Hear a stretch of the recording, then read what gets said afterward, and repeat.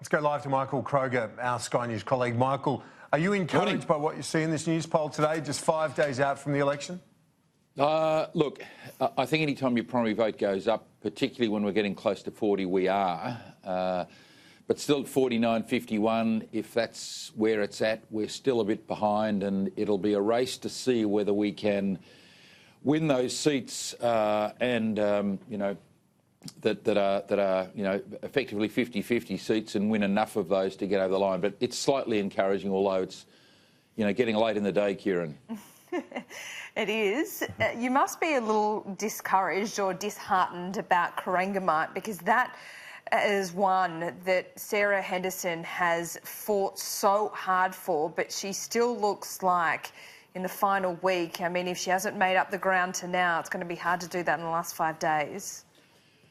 Well, it's always been hard because of the redistribution. She lost 3% in the redistribution, I think, which was absolutely massive. Look, it would be better if it was, 52-48 in her favour. It is what it is.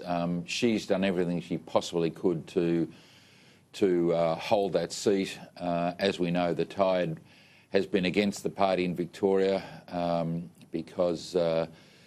for various reasons, the fallout from the leadership, the bullying allegations which devastated us here in Victoria because of Julia Banks, the fact that Victoria is seen in many respects by many as a bit of a branch office of New South Wales these days. We're not the powerhouse we were. So the wind is not with us here. So for there to be a swing to the party in Victoria, given we had a brilliant result in 16, would be difficult. Michael, there won't obviously be a uniform swing across the nation, but as someone who's seen many elections come and go, as you sit down on Saturday night, where will you be looking to early on to see whether or not this path to victory for the coalition is viable? Well, first look at the seats where we're extremely hopeful of winning, and they are Wentworth and Indi. Indi will take a little longer. So I suppose the first seat I'll be looking at is Wentworth. Inner city, votes will be counted quickly. The result should be reasonably clear, and it should be clear for Dave Sharma. As we know, what was 17-18% was held by, and we had a swing of 19, so we just lost it narrowly. So that'll be the first place I'll look at. If we don't get that, it'll be an early night. We'll be closing up by 7. So I look at Wentworth, then I look at Indi for the early indications in Indi. I then look at Herbert, and then Corangamite and Dunkley. So I look at the flashpoint marginal seats very early on. I look at Christian Porter's seat in Western Australia to see whether he's going to hold that. Bass, Braddon in Tassie, Dixon. So they're the immediate alarm belt seats you look at. I'll keep an eye on Higgins and Kooyong, although I think they'll be won, and Flinders will be won by the coalition. So those key marginals. But as I said, it's a good question. The first seat I'll be looking at is Wentworth.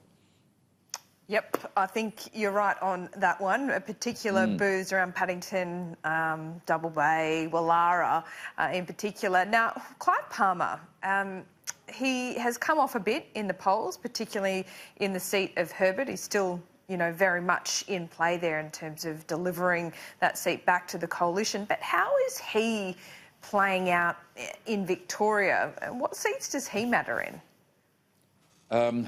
Well, look, Palmer appeals to the outsider vote, as we know. He's sort of an updated version of Hanson, which is the system's working against you. I'm there to keep the buggers honest. Sort of an even more up-to-date version of the Democrats from the 70s, which is, everything works against you. It's all unfair. Canberra's a bubble. You're not treated fairly and honestly, and I'm here to level the playing field. So it doesn't work in the city at all in Victoria because he's not from, his business career he's most famous for what happened in Queensland. He doesn't play hugely in Victoria in the city at all. So he'll get some votes in rural Victoria. He may get 4, 5, 6%. He's been advertising here as everywhere else extremely heavily in the Herald Sun, the Australian, the Age. So, then the question is, where do his preferences go? Well, as I keep saying, you've got to remember these independents, even though they say they're preferencing you, if they are not handing out how to vote cards, then people will revert if they vote Palmer 1, they'll usually revert to their traditional party of choice, which means the coalition may not get more than 60, 62, 63, 65% of Palmer's preferences, which mean they're not nearly as potent as the Greens, where those preferences historically are 79 to 83% to Labor. And so he's not going to be the big factor in Victoria, I don't think. Michael Kroger, always good to talk to you. Thanks so much. We'll Pleasure. see you soon. Cheers. Cheers.